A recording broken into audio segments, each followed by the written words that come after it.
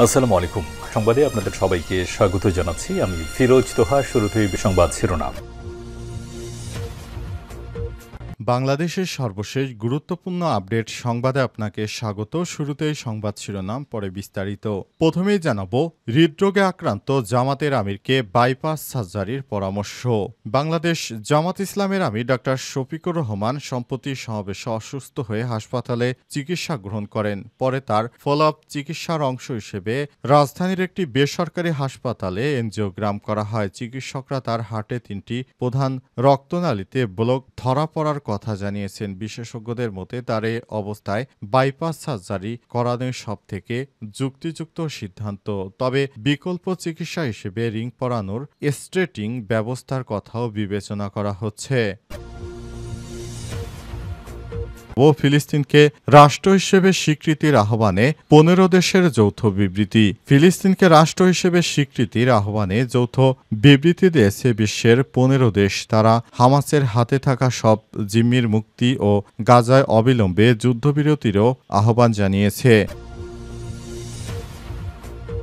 এরপর জানাবো, যুক্তরাজ্যের সিদ্ধান্তকে স্বাগত জানালো ফিলিস্তিন। গাজায় চলমান যুদ্ধ বন্ধ না হলেও টেকসই শান্তির প্রক্রিয়ার জন্য কার্যকর পদক্ষেপ না নিলে সেপ্টেম্বরের মধ্যেই ফিলিস্তিনকে স্বাধীন রাষ্ট্র হিসেবে স্বীকৃতি দেওয়ার ঘোষণা দিয়েছে যুক্তরাজ্য। দেশটির এমন সিদ্ধান্তকে স্বাগত জানিয়েছে ফিলিস্তিনি কর্তৃপক্ষ। এই পদক্ষেপকে আন্তর্জাতিক আইনের প্রতি প্রতিশ্রুতির পুনর্নিশ্চয়ন হিসেবে বর্ণনা করেছেন তারা। আজ বিবিসির এক প্রতিবেদন থেকে এই তথ্য নিশ্চিত করা হয়েছে। এদিকে ভারতের পণ্যে 25% শুল্ক আরোপের ঘোষণা ট্রাম্পের। ভারত থেকে আমদানি করা পণ্যের উপর এবার 25% শুল্ক আরোপের ঘোষণা দিয়েছে যুক্তরাষ্ট্রের প্রেসিডেন্ট ডোনাল্ড ট্রাম্প। আগামী 1 আগস্ট থেকে ভারতের পণ্যে নতুন এই শুল্ক নীতি কার্যকর হবে বলে জানিয়েছেন তিনি। এদিকে ফিলিস্তিনকে রাষ্ট্রের স্বীকৃতি দিচ্ছে মাল্টা। এবার ফিলিস্তিনকে রাষ্ট্রের স্বীকৃতি দেওয়ার ঘোষণা দিয়েছে মাল্টা। ফিলিস্তিন রাষ্ট্রকে স্বীকৃতি দেবে ইউরোপীয় ইউনিয়ন এর সদস্যভুক্ত ভূমধ্যসাগরীয় দ্বীপরাষ্ট্র মাল্টা। আগামী সেপ্টেম্বর মাসে জাতিসংঘের সাধারণ পরিষদের অধিবেশনে স্বীকৃতির ঘোষণা দেবে তারা। আজ বার্তা সংস্থা রয়টার্সের এক প্রতিবেদনে প্রধানমন্ত্রী রবার্ট আবেলা এই সিদ্ধান্তের কথা জানিয়েছেন। হৃদরোগে আক্রান্ত জামাতের আমিরকে বাইপাস সার্জারির পরামর্শ।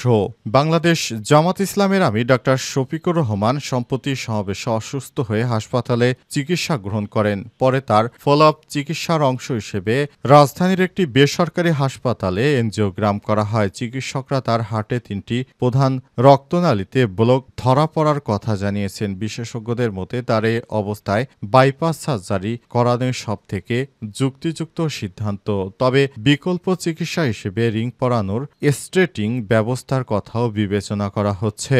তবে হঠাৎ করে জামাত ইসলামের এই নেতা অসুস্থ হয়ে পড়াতে বাংলাদেশ জামাত ইসলামের খুবই দুর্ভোগে পড়তে হয়েছে। কারণ শফিকুর রহমানই তাদের সবথেকে বড় নেতা। তিনি অসুস্থ মানে দলের জন্য খুব কঠিন সময় পার করতে হচ্ছে বাংলাদেশ জামাত ইসলামকে। বাংলাদেশ জামাত ইসলামের নেতাকর্মীরা বরাবরের মতোই তারা চায় সবসময় একটি ভালো রাষ্ট্র প্রতিষ্ঠা করতে। তাই সব ধরনের প্রস্তুতি নিচ্ছে বাংলাদেশ জামাত ইসলামের নেতাকর্মীরা। সেদিন সারা দেশব্যাপী তাদের নেতাকর্মীদের নিয়ে ঢাকার সোহরাওয়ার্দী উদ্যানে প্রায় 10 লাখ মানুষের অধিক জমায়েত করেছিল জামাত ইসলাম। তখন সেখানে বক্তব্য দিতে গিয়ে হঠাৎ অসুস্থ হয়ে পড়েন বাংলাদেশ জামাত ইসলামের আমির ডাক্তার শফিকুর রহমান। এরপর রাজধানীর ইবনে সিনা হাসপাতালে তার চিকিৎসা দেয়া হয়। সেখান থেকেই জানা গেছে তার 3টি ব্লক ধরা পড়েছে। এ অবস্থায় আপাতত তাকে রিং পরানোর বিষয়ে টেস্ট করা হচ্ছে।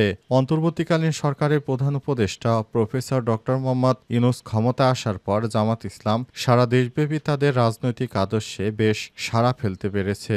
এটি তাদের জন্য খুব বড় ধরনের সৌভাগ্য। কারণ বিগত সময়ে জামাত ইসলামের নিবন্ধনও বাতিল করে দিয়েছিল শেখ হাসিনা। কিন্তু সেখান থেকে একটি দল আবার যে ঘুরে দাঁড়িয়েছে এবং বর্তমান যে কন্ডিশনে রয়েছে তারা সরকার গঠনের পর্যায়ে পর্যায়েও যেতে পারে। তাই জামাত ইসলাম যেভাবে দেশের কাজ করছে সত্যি সেটি অত্যন্ত প্রশংসার, এবং এর পেছনে যে লোকটি সবথেকে বেশি ভূমিকা রাখছেন তিনি হচ্ছেন ডক্টর শফিকুর রহমান। আর তার অসুস্থ মানেই জামাতের দলের মধ্যে এক ধরনের আতঙ্ক বিরাজ করছে।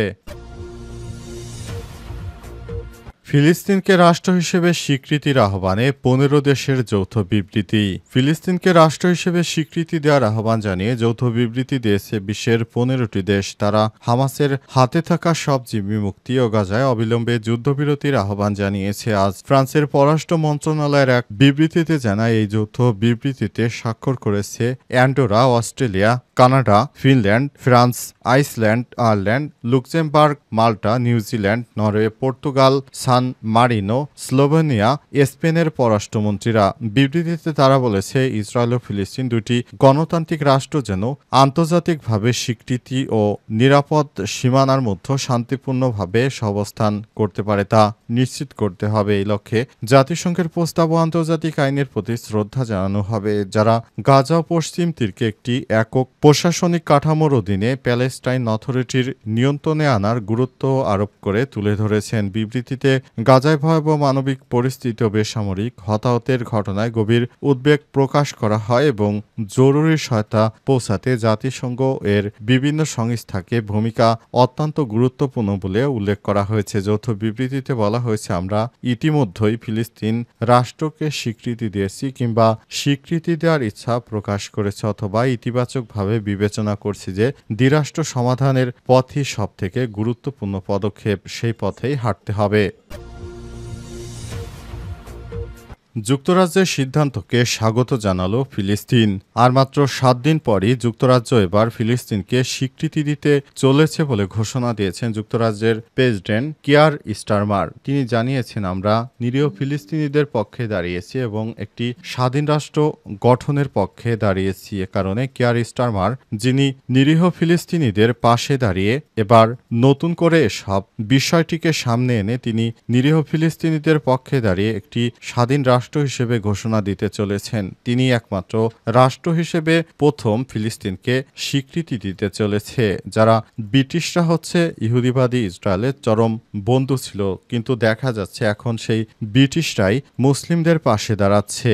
তারা সরাসরি নিরীহ ফিলিস্তিনিদের পাশে দাঁড়িয়ে তাদের জন্য একটি স্বাধীন সার্বভৌম রাষ্ট্র গঠন করছে। আর এই প্রস্তাবকে ফিলিস্তিনের সাধারণ জনতা স্বাগত জানিয়েছে। তারা জানিয়েছে, একটি স্বাধীন রাষ্ট্র আমাদের জন্য অপরিহার্য এবং একটি স্বাধীন ফিলিস্তিন ভূখণ্ড আমাদের গর্বের, এটি আমাদের অধিকার। কারণ এই রাষ্ট্র, এই ভূখণ্ডটি আমাদের আদিপুরুষদের ছিল, এই ভূখণ্ডে আমরাই বসবাস করব। কিন্তু ইহুদিবাদীরা জোরপূর্বক এই ভূখণ্ডে এসে দখল করে তারপর এগুলো তারা দখল করার চেষ্টা চালিয়ে যাচ্ছে। অবস্থায় নিরীহ ফিলিস্তিনিরা কি করবে তারা কোনো কিছু ভেবে পাচ্ছে না। অবশেষে সৌদি আরব, ফ্রান্স ও ইউরোপের অন্তত 15টি রাষ্ট্র নিরীহ ফিলিস্তিনিদের জন্য আলাদা রাষ্ট্র গঠন করতে চলেছে, যা ফিলিস্তিনবাসীদের জন্য অনেক দিনের স্বপ্ন। এই স্বপ্ন যদি পূরণ হয় তাহলে ফিলিস্তিনিরা গাজায় নির্বিচারে আর তাদের উপর ইহুদিবাদীরা হামলা চালাতে পারবে না। এজন্য তারা কিয়ার স্টারমারের প্রতি ধন্যবাদ জ্ঞাপন করেছে। ভারতের পণ্যে 25% শুল্ক আরোপের ঘোষণা ট্রাম্পের। এবার ভারত থেকে আমদানি করা সব ধরনের পণ্যের উপর 25% শুল্ক আরোপের ঘোষণা দিয়েছেন মার্কিন যুক্তরাষ্ট্রের প্রেসিডেন্ট ডোনাল্ড ট্রাম্প। আজ বার্তা সংস্থা রয়টার্সের প্রতিবেদন থেকে এই তথ্য নিশ্চিত করা হয়েছে। প্রতিবেদন থেকে জানা গেছে, হিন্দুত্ববাদী ভারত রাশিয়া থেকে যে ধরনের অস্ত্র সরঞ্জাম আমদানি করে, কারণে ট্রাম্প প্রশাসন ভারতের নরেন্দ্র মোদীর উপর আগে থেকেই ক্ষুব্ধ ছিলেন। অবশেষে তিনি সময়ের সুযোগ পেয়ে ভারতীয় পণ্যের উপর 25% শুল্ক আরোপ করেছে। এই শুল্ক আরোপের ফলে বাংলাদেশের জন্য যে লাভ হলো সেটি হচ্ছে, ভারতের পণ্যের উপর অতিরিক্ত শুল্ক আরোপের ফলে বাংলাদেশের পণ্য এখন বেশি মাত্রায় যুক্তরাষ্ট্রের বাজার দখল করতে পারবে। এর ফলে ভারত বাংলাদেশি পণ্যের সঙ্গে কম্পিটিশন করে উঠতে পারবে না। অবস্থায় কোনোভাবেই বাংলাদেশের গার্মেন্টস প্রতিষ্ঠানের সঙ্গে সরাসরি কম্পিটিটর হয়ে ওঠার যে যোগ্যতা ভারত ভারত অর্জন করেছিল সেটি হারিয়ে ফেলবে। ভারতের রপ্তানি কমে গেলে তাদের অর্থনীতিতে ব্যাপক প্রভাব পড়তে শুরু করবে। ভারতের নরেন্দ্র মোদী সরকার এতদিন যে সুনাম অর্জন করেছিল সেটি তারা ক্ষুণ্ণ করবে। পাশাপাশি তারা এতদিন ধরে রাশিয়ার সঙ্গে যে প্রীতি গড়ে তুলেছিল সেটিতেও তাদের ভাঙন দেখা দিতে পারে। কারণ এখন যদি যুক্তরাষ্ট্রের মন গলাতে রাশিয়ার কাছ থেকে মুখ ফিরিয়ে নেয় ভারত, তাহলে রাশিয়ার কাছ থেকে যে ধরনের অত্যাধুনিক অস্ত্র সরঞ্জাম তারা ব্যবহার করে সেগুলো তারা যদি আর না কেনে, তাহলে পাকিস্তান ও চীন থেকে তাদের উপর প্রেশার ক্রিয়েট করা হবে। তাই উভয় সংকটে পড়েছে ভারতের প্রধানমন্ত্রী নরেন্দ্র মোদী। তিনি কোনোভাবেই ভালো কোনো কিছু অর্জন করতে পারছেন না। এটি অত্যন্ত চিন্তার বিষয় মোদীর জন্য।